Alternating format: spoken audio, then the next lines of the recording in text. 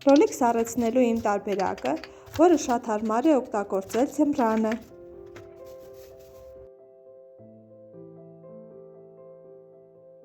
Վերցնում ենք լավ որակի լոլիկները և սկսում շերտերի բաժանել։ Կարող եք կտրել ինչպես որ դուք եք ցանկանում և ինչպես ձեզ է հարմար ձմռանն օգտագործելու համար։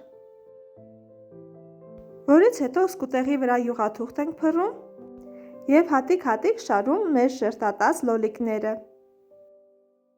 Այնպես ենք շարելու, որ սառելուց հետո իրար չկպնեն։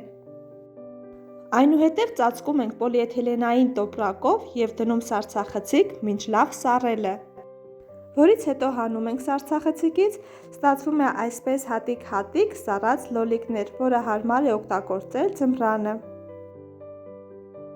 Այնուհետև լցնում ենք տոպրակները և կրկին դնում սառցախցիկ։